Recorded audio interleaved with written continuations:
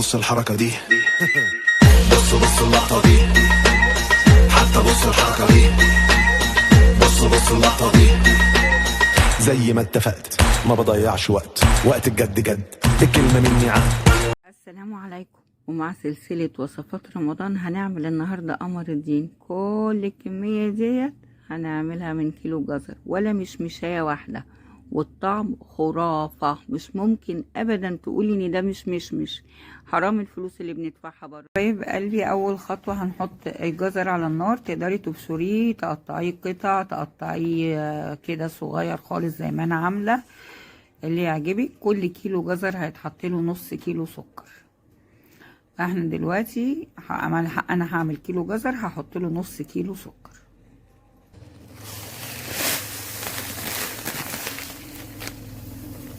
هنولع عليه النار ونقلب كده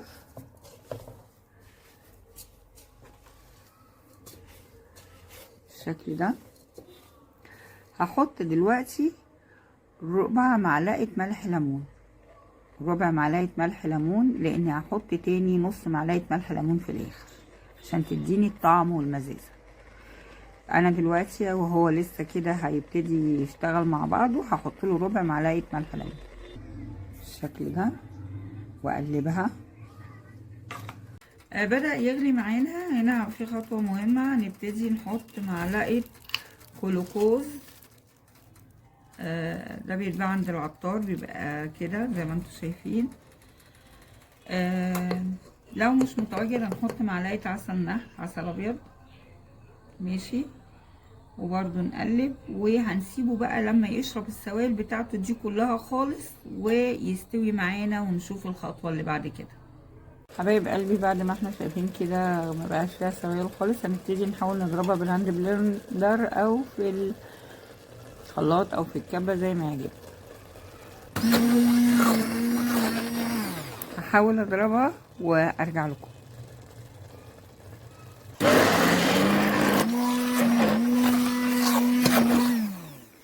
زي ما انتم شايفين كده، هشيل هاند بلندر وارجع. دلوقتي زي ما احنا شايفين كده ضربتها كويس جدا. هنخش بقى على تاني خطوة مهمة جدا.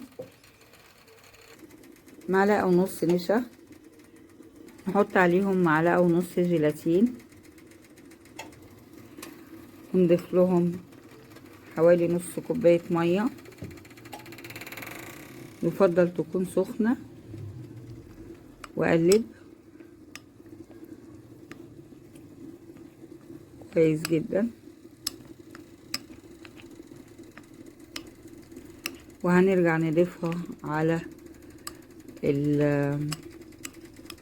الجزر، ونضرب تاني بالهاند بلندر، ندخل المكونات في بعضها مرة كمان. هقلب كويس واضيفها وارجع له. ابتدي اضيفه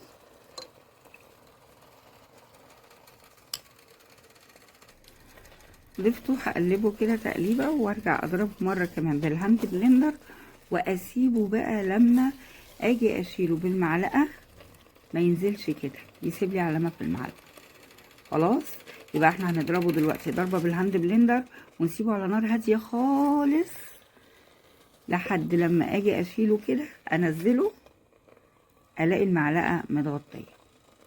خلاص، علشان ما يتحرقش. وخدوا بالكم تكونوا مغطيين بغطا، لانه هيبتدي يفقفق وينطر لبره، فدايما احمي نفسك بغطا. وكل شويه طبعا ادي تقليبه علشان ما يتلسعش منك. يعني يفضل ان كل كده دقيقه تروحي مدياله تقليبه وتبصي عليه لحد ما يوصل للقوام اللي قلنا عليه. حبايب قلبي، زي ما انتم شايفين كده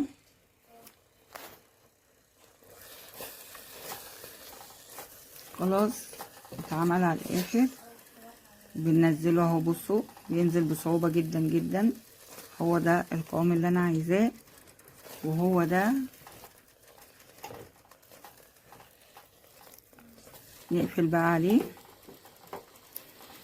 بعد ما قفلت عليه بقى هنبتدي نحط استرتشات او اكياس تلاجة في صواني، ونرشها ببخاخة زيت او ادهنيها بالزيت، يعني اتصرفي.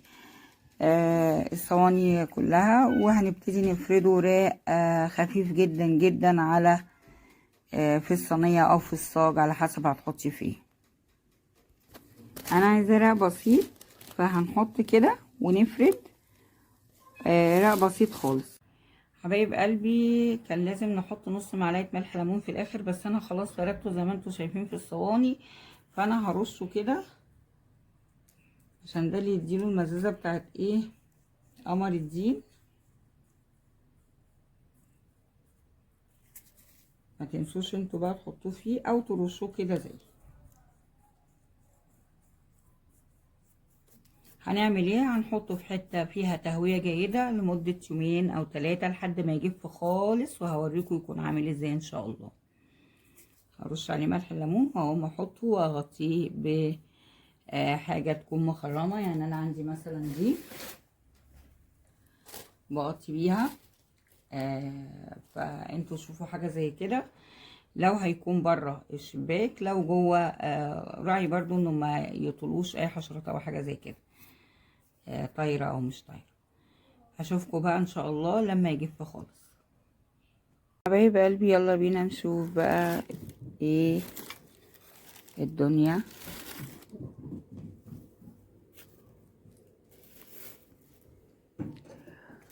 ما شاء الله لا قوة الا بالله. بصوا قمر الدين ده ولا مش قمر الدين يا متعلمين يا بتوع المدارس؟ ما شاء الله لا قوة الا بالله. هنبتدي زي ما دهنا تحت بالزيت، هنديله برضو دهنة من فوق كده بسيطة خالص.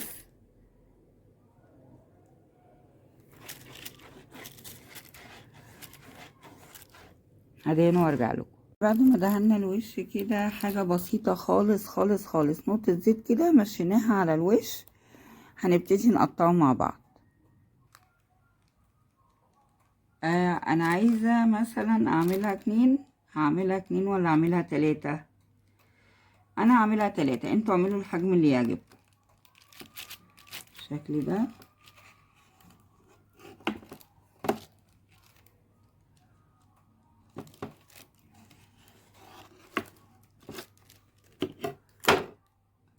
بقى كيس التلاجة وهنفتحه بالشكل ده الجنبين خلاص، وهناخد كده القطعة. بقول لكم يعني طريقة الحفظ، شايفين؟ ما شاء الله لا قوة الا بالله. شايفين؟ هنحطها كده كده، وتقدري ان انت بقى ايه تبرميها تعمليها، يعني ايه، المهم ان هي اتحطت بين الكيس كده، وهنشوف هنعمل فيها ايه دلوقتي. ما شاء الله لا قوة الا بالله. عمل معايا الكمية دي يا جماعة زي ما انتوا شايفين كده، زي ما انا وريتكم حطيتها كده بين كيسين، يعني بين الكيس. عايزين نشوف بس، شوفوا الجمال. ما شاء الله لا قوة الا بالله. انا ما كنتش مصدقه ولا طعمه.